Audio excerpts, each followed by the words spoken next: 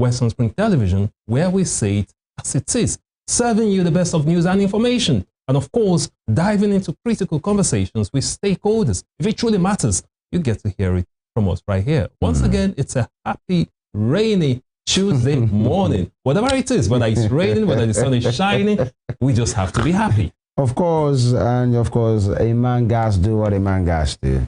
And of course, talking about what is happening, we learned Governor Sim Fubara yesterday visited his father, and that's president. Yeah, you know, he has an oga. He has an oga that is wicked. He has a father, you know, and it's been reported from the front page of Nigerian Tribune, father-son discussion, whatever that is, we'll wait to see, and how lasting the discussion, the agreement, the peace deal, the truce can be in favors and restate peace with Wike. You know, I don't know why I'm feeling, you know, biblical this morning when a verse of the Bible that said, live in peace with all men, you know. Of course, there's the other side that talk about holiness, without which no man shall see the law. So this one is not even about seeing the law for Governor Fubara. If he wants to maintain his office, we don't know, but he has to abide. But it's quite unfortunate for me. The kind of democracy we are practicing, I mean, many political analysts have said that we are not practicing democracy. Some say it's false, which is pseudo-democracy. Some say it's something close to, which is quasi-democracy. But whatever it is, we are not really practicing democracy in Nigeria. That's my concern, because, you know, when you say Fubara, governor of a state in Nigeria, goes to see the president, his father, closed-door meeting, father and son. What kind of, I mean, what kind of arrangement is that, for God's sake? And there is an oga somewhere. What kind of arrangement who's still teleguiding? So are we actually practicing autocracy in Nigeria? Or what exactly? Definitely, it's not autocracy. But then it's not democracy. It's not democracy. That's exactly the thing. Maybe the quasi thing you talked about. So is Tinubu a monarch now? That, you know, governors are now under him. They have to come. Like the governors are looking at some of his chiefs. Exactly. And he's the king. Oh boy. All right. Interesting. Tinubu Fubara in father-son discussion in House of Rock, and governor seeks guidance. That's interesting. Governor seeks guidance on how to avoid further crisis in rivers. Guidance on how to avoid it like a baby. Restate peace with the Wike. So much for an executive governor here. Sincerely, I do not envy Governor Siminalayi Fubara. In fact, it's not. I'm not impressed. Personally, as a Nigerian, because of what use? I mean, why are you a governor, for God's sake, if you can't stand on your own? I mean, we are talking about the executive governor of a state, Femi. Of a state. That's why I said the other time, I don't know if he's still executive. He's a governor that we can't. He was suspended, whatever. He has been reinstated, and now he's seeking guidance on how to run his state and restating peace with his oga. And now he's still the governor, whatever. But Femi, do you know that Fubara would have gained more popularity if he had resigned and contested that emergency ruling? Can he resign? Why can't he resign? He's a human being. It's an office. People resign. Yeah, there is something beyond the resignation, hear me. No, if he did, he would have gained more popularity with the people. The popularity from the people, will he help him from the baggages possibly might be having? There was something just before the election, isn't it? So if he relinquishes that power and he loses the immunity and he resigns under that circumstance in which he doesn't have the support of the father or the oga, and he has resigned and there is no more immunity, do the math yourself. That's the point. They have something on him. That's just it. Do the math yourself. All right. And you could see the picture of the father and son there, exchanging handshake, President Tinubu and the son, not she in this regard. That's Governor Sim Fubara, of course, with handshake with the two hands. All right. Away from that, bodies of 8 missing policemen recovered in Benue as gunmen kill APC chieftain. Sad one there in the Benue. And 4% FOB levy. SCCI, that's Lagos Chamber of Commerce and Industries, expresses concerns over enforcement despite FG's suspension, calls for policy clarity. And on the health scene, inhaling marijuana increases risk for asthma attacks by 44%. Study inhaling marijuana increases risk for asthma attacks by 44%. So everybody, you need to help yourself, because this is not even about you smoking. It's about you inhaling passively. There is even a risk, not just about asthma, for passive smokers. They call them passive smokers. The people that some call them secondary smokers. Exactly. Because of those things that go into their body, even while they are not holding the wrap or whatever. Now, U.S. threatens visa ban on corrupt Nigerian leaders. Threatens. What does that mean exactly? A visa ban on corrupt Nigerian leaders. All right. So what would be the implication of that? Now, Nigeria loses $18 billion to financial crimes yearly. Abbas, financial crimes yearly. And so the question would be, what is Mr. Abbas doing about that and his colleagues? Instead of vetoing all kind of flimsy things here and there. And the person will say, Mr. Speaker Abbas has been speaking of late, but then he speaks in the morning. He does a rebuttal in the evening. Exactly. Now he's saying that they're actually in support of the borrowings. That's the new song he's singing, right? Yeah, he said he's not saying we should not borrow. That's the thing. The same person that expressed his concern about the level of borrowing, the GDP to debt ratio, later in the evening, say, no, we can always borrow. I'm not saying we should not borrow, or whatever that means. I'm only saying, he was only saying, let's watch it, even while you and your colleagues are still endorsing whatever the executive brings. Now, court fixes September 29 to hear Osun government's motion on withheld LG funds.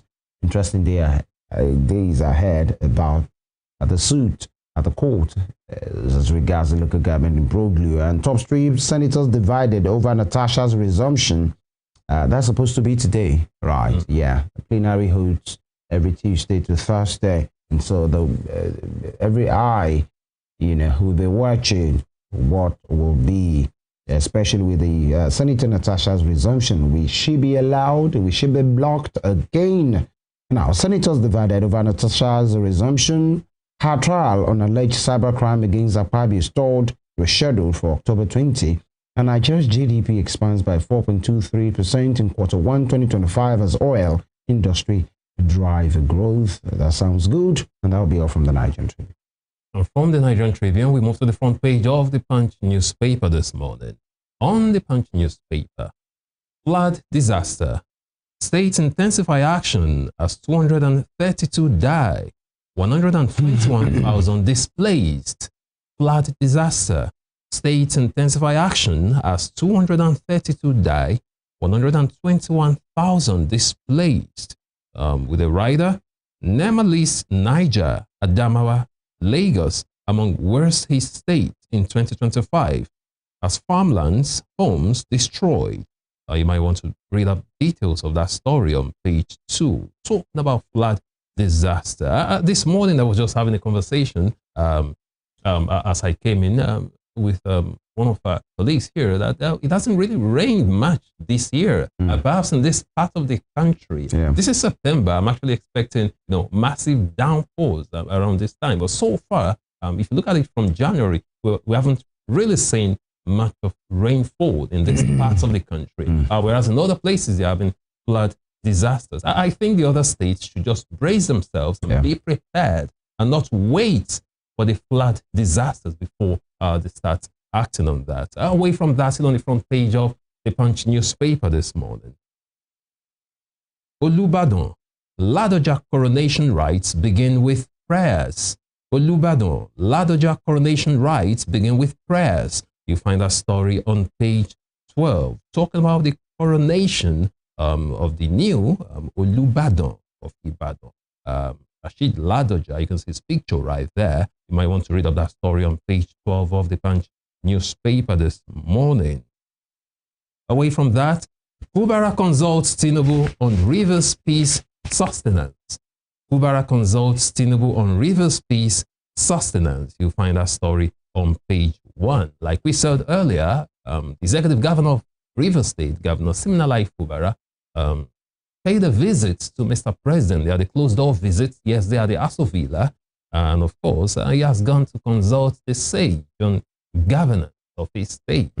And that's exactly what it is. I wouldn't say more than that. Away from that, it's on the front page of the Punch newspaper this morning. Below that, we have another story. MBS announces 4.23% economic growth. Labor differs. MBS, that's National Bureau of Statistics, announces 4.23% economic growth. Labor differs. You find that story on page 23. I've said this over and over again, that Nigerians don't really care about the figures being churned out by the National Bureau of Statistics. Nigerians want to feel the impact of economic growth. You don't keep telling us on paper that we are growing by 4.23%. Yeah. Well, I don't understand that, okay? I might pretend not to understand mathematics. I don't want to understand that kind of mathematics. I want to see the results on the average Nigerian, on the streets of Nigeria, on the common Nigeria. When you go to the market, what's the purchasing power of the Naira? That exactly is what we want to see. And that's what labor is talking about. That's why labor is differing on that report by the National Bureau of Statistics. And finally, on the bottom strip of the Punch newspaper this morning, Dolphins dedicate Zenith Bank title win to late Abodere. You'll find that story on page 3. And that'll be all from the front page of the Punch newspaper this morning. All right, let's see what the front page of The Guardian looks like. Guardian, 24 states backpedal on electricity decentralization over tariff and debt risk. Really? Electricity market update, check it. You have the stats there, key risk. Namely tariff shortfalls, subsidy re-emergence, capacity gaps in state regulators, transmission bottlenecks, legal overlaps, legacy debt, energy theft, and non-payment. And you have the map of Nigeria there with some states in some colors. The colors in pink denotes 7 states that are fully regulating now, and you have some of them to be Ogun, Niger, Taraba, all right, and some other states there. I mean, the ones in blue, rather, 7 states, blue color, 7 states fully regulating. That's Oyo, Kogi, and some other states. And the ones in pink, 11 states transitioning. You talk about Niger, you talk about Taraba, and Ogun State. All right. And 4 trillion naira subsidy backlog, unpaid losses on Genco's books. So, it's even when that sector has been decentralized or deregulated, there are still many bottlenecks that many states will not want to take head on. Away from that constitutional alteration, Tinubu Akpabio Abbas declares support for women's reserved seats bill. Tinubu Akpabio Abbas declares support for women's reserved seats bill. One will say, how would that be? What would they do? How many states will have, women with reserved seats for them? That means, well, anyway, let's preempt. Now, tension in the local governments as acting chairman receive impeachment notices.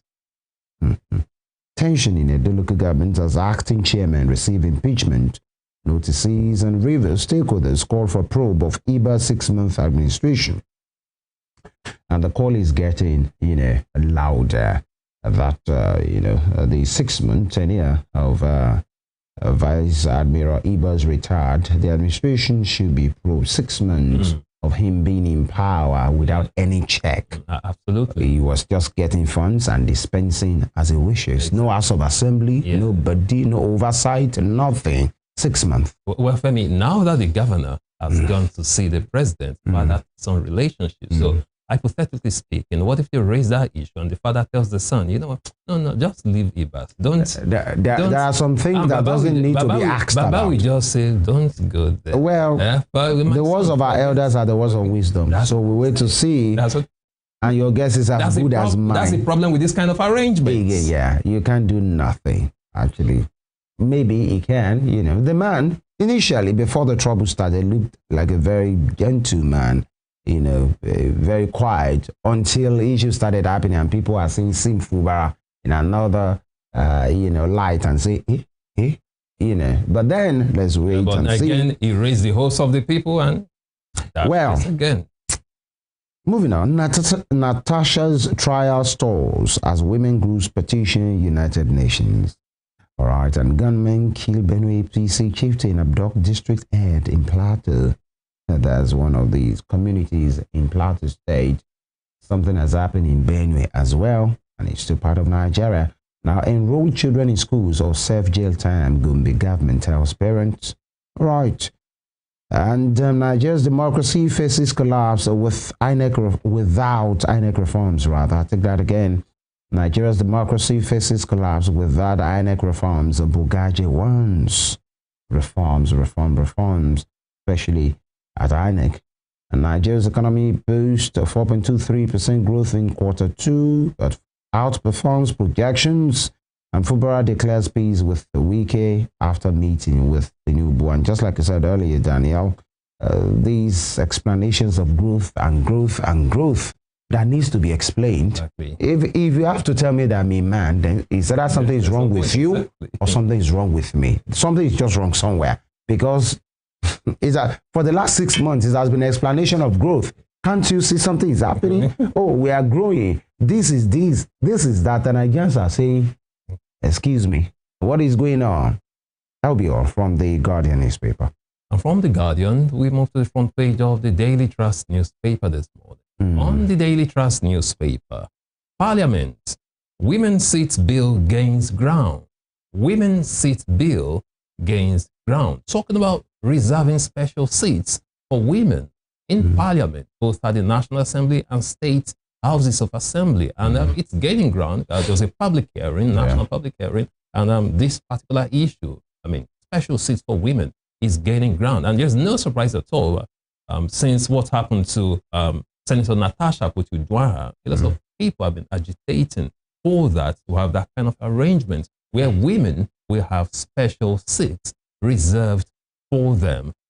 And they're trying to factor that into the Constitution review, 1999 Constitution review that's ongoing right now. So there was a public hearing for that, and this has come to the front burner. So let's see how far it goes. Should we be having special seats for women? But they say what men can do, women. Some say what men can do, women can do better. Right, because I wanted to ask if feminists would be happy with that, because it's like you are dropping the bar for them. They don't want those things to be handed over to them. They should fight for it. They want to put the chest and, they should earn it, right? Really.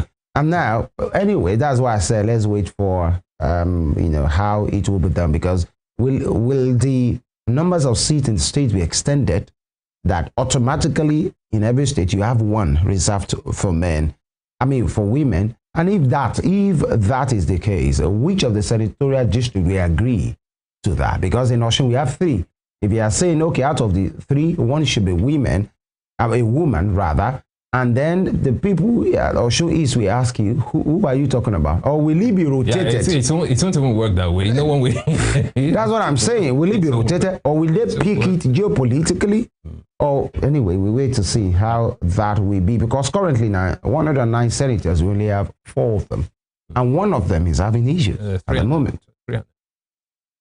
All right, that's on a lighter note. Just nothing like 3.5, but it is what it is right now. Away from that, on the front page of the Punch newspaper this morning, DSS interrogates Malami over attack on his convoy. DSS interrogates Malami over attack on his convoy. You find that story on page 11. Below that, FCTA clears kidnappers hideout in Abuja. FCTA clears kidnappers hideout in Abuja. You find a story on page 14, and right below that, Dembele Bonmati crowned at 2025 Ballon d'Or Awards. Yeah. You find that on page 31, talking about winners of the Ballon d'Or for 2025. Quite a glamorous event. You get to hear more about that from our sports correspondent Joseph Atelwe during the sports segment on the show this morning. And finally, from the front page of the Daily Trust newspaper this morning, Benue attack, corpses of 8 missing policemen recovered. Benue attacks, corpses of 8 missing policemen recovered. You find that story on page 5. Quite unfortunate. The number of security operatives, killed recently. We saw a report, Daily Times actually, Daily Trust rather, still Daily Trust. They carried out a report, media report, and they discovered about 53 security operatives were killed in Nigeria within 2 weeks, Femi, and one begins to wonder, are we at war? Because even nations at war don't always have it this bad. Now Nigeria is not officially at war, and we are losing 53 security operatives in just 2 weeks. That is quite worrisome. Quite worrisome what's going on in different parts of the country. And we'll look into that later on during the program. That'll be all from the front page of the Daily Trust newspaper this morning. And of course, no visa. This will be from the Daily Times. No visa for corrupt Nigerian officials. U.S. government wants. Front page of the Daily Times. No visa for corrupt Nigerian officials. U.S. government wants. Many questions have been raised here. Who defines which politician is corrupt here? In which parameters will be used for that? All right, below you see the picture of the political father and son there, Governor Simfubara, with his P-man there, the pop man, President Bola Ahmed Tinubu. All right, and here Uber contributes 34 billion naira to Nigeria's economy. That's from the report. So much for e-hailing service. And Tinubu reaffirms commitment to constitutional reforms. Submit payment records of contractors, reps tell accountant general, on LNG's $10 billion Train 7 project resumes after workers' protest. And below that, in red, 68 inmates excel in 2025 NECO exams in Kano. That's from the Correctional Service. Interesting one there. Yeah. Wow. 68 of them excel in 2025 NECO exams in Kano. All right. That's another attempt at second chance. While they are waiting their second chance, they are preparing themselves as well. That's getting why knowledge. No one should ever give up. Nelson Mandela got his law degree while he was an inmate. Nothing, he was still studying, so anything is possible. And he came out and became the president. All right, and top street 700,000 out of school. Gombe government to jail parents for failure to enroll children. Gombe government to jail parents for failure to enroll children. All right, interesting. That sounds more like enforcement. Like you have to be enforced to do this. But then I think there are many components to that. I hope education is free there for the children before you can jail parents for not sending their children. That's why I talked about the components. So I hope the economy and the parents, the economy of the state is, supportive for the kind of enforcement that they want to do. And if actually the education, especially primary and secondary education, is free, then enforcement can go on. But if they have to step it through their nose, well, the jail in Gombe might just be filled to the brim. But then I think there is a measure of enforcement to be done because some are still living in the Stone Age when they feel education is still haram. All right. An emergency rule, timely intervention, says Fubara. Now you now see Daniel and some of you that are worried or concerned at the time. The man Fubara said, emergency rule, timely intervention. I mean, you see the problem with this now. A lot of well-meaning Nigerians, eminent organizations, including the NBA, fighting for this man. And now he has turned around to make them look like fools. That's the point. And so when something like this happens, before you fight everybody for will keep quiet. Exactly. Well, I think the fight wasn't even for Fubara because many persons have said they don't like him. How he emerged, many persons believe it was shady. Actually shady by virtue of it was handpicked. When you check first to 50 politicians in Rivers at that time, he was a civil servant, an accountant general, heading his particular unit, and he came up. So many persons doesn't even. It was the democracy that people are talking about. If these things has gone wrong in Rivers, you don't know where will be next. Absolutely. And now the man, in the eye of the storm, has said, it was a timely intervention. So everybody rest, as they say on social media. That'll be all from the front pages of different dailies that we are looking into today. We take a quick break right now. When we return, we speak to issues. We are live on our YouTube channel at Western Spring Television NG and also on Facebook. You have the address scrolling on your screen. Stay with us.